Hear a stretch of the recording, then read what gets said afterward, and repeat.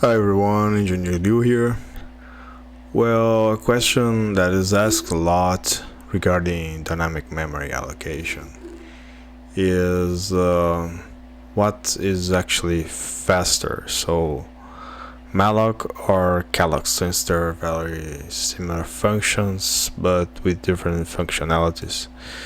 So we're gonna try some benchmarks and see what we got. So yeah, we're gonna need, as always, standard I/O, and standard library for malloc and calloc. And here our main function, and then let's take it and sign int n equals, I guess, 1, and then 10 million times for a loop. I guess it's okay. It will give us a nice sample since we've done it with the recursion video. And also we will need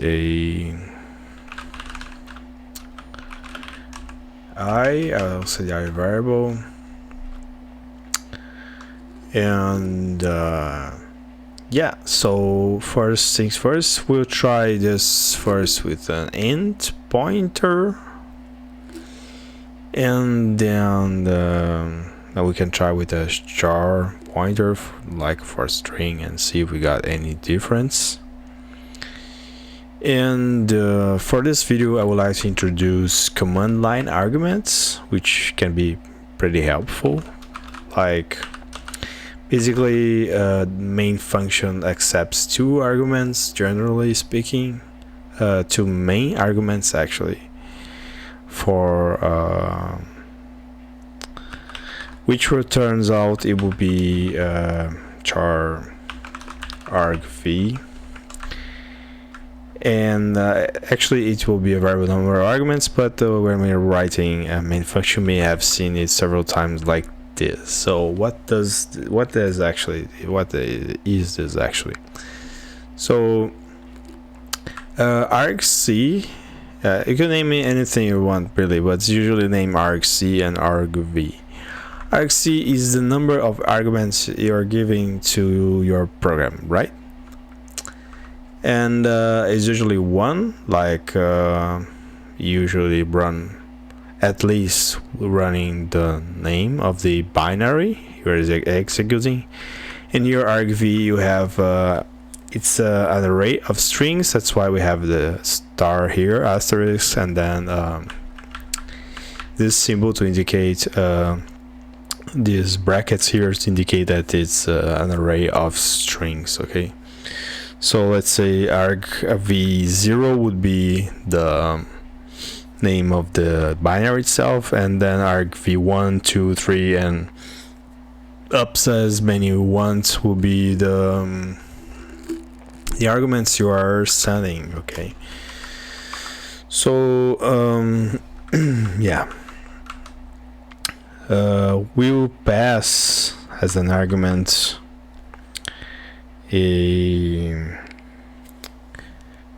the size of the pointer we want to allocate, right?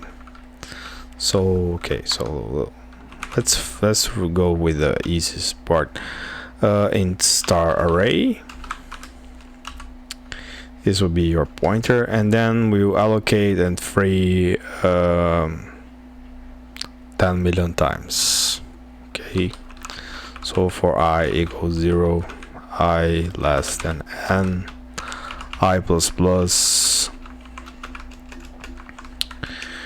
we will call it malloc array equals, cast it to int pointer malloc, and then we'll call a function which is a to I, which will convert a string to an integer, It's a built-in function, I guess, for C. I'm not sure if it's standard C library or it's from Linux specifically, but it's a function to convert a string from a string to an int. So we'll convert to an int argv1, okay, which will be the size of the array that we'll be allocating, okay. And as soon as we allocate, we then free memory, right? So pretty simple. So here we have to do some logic. Yeah.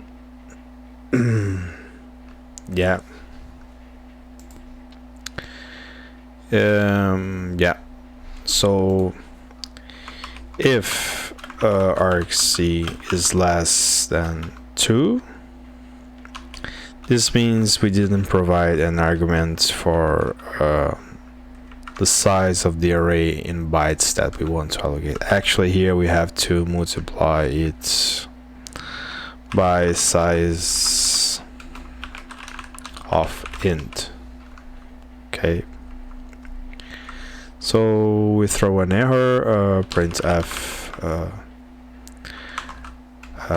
pointer size not provided. Okay, so guess that is informative enough, and then we return -1. Okay, so return on run for error code. So if everything's okay, then we assign, we call it unsigned int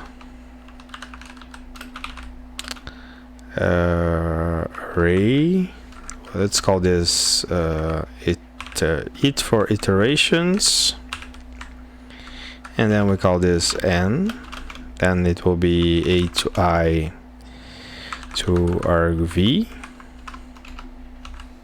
Okay, so this if statement here basically ensures that we are not passing a null. Okay, so here if there is no arguments here, when it calls argv1, we obtain a segmentation fault, right? So we pass here simply n times of int, which is much more cleaner, right? So I guess we're ready to test it. It will be interesting to, yeah, no, let's just leave it like this, and I guess we can test it.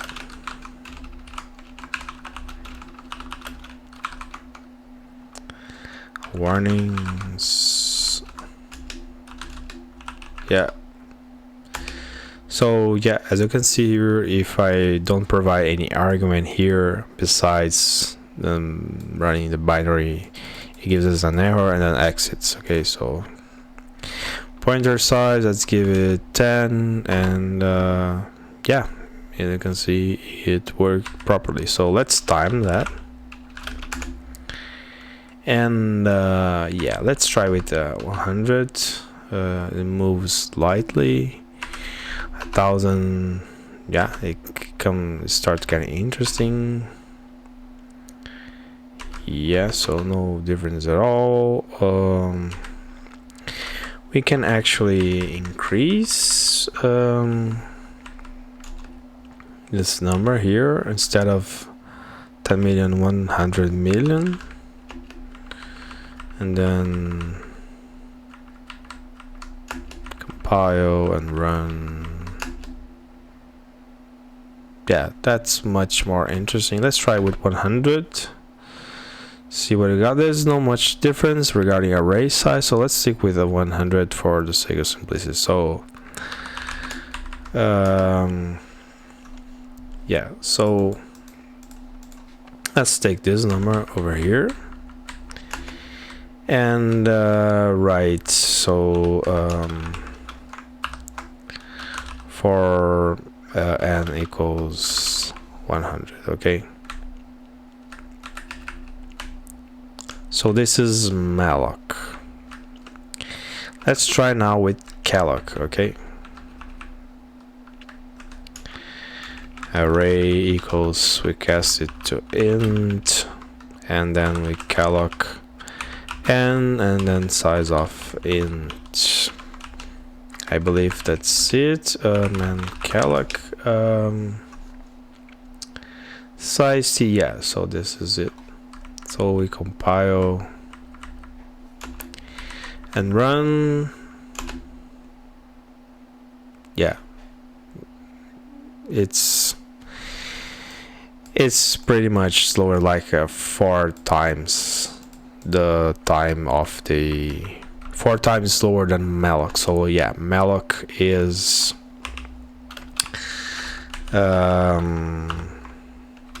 faster. Well, let's try it with a char variable, see if we got any difference. I believe it will be slower because char is 1 byte and int is 4 bytes, so I expect it to be slower, but for the sake of for sanity check, let's check if that's the case. So here it will be int and then int. So char, yeah, so let's compile. Yeah, we forgot to cast it to char here. Char and char. Yeah. Yeah, as I was expecting, it was faster because we have to allocate less bytes.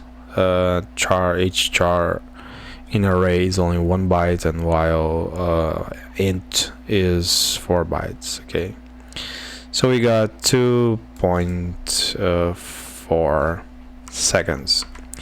Let's try it with malloc.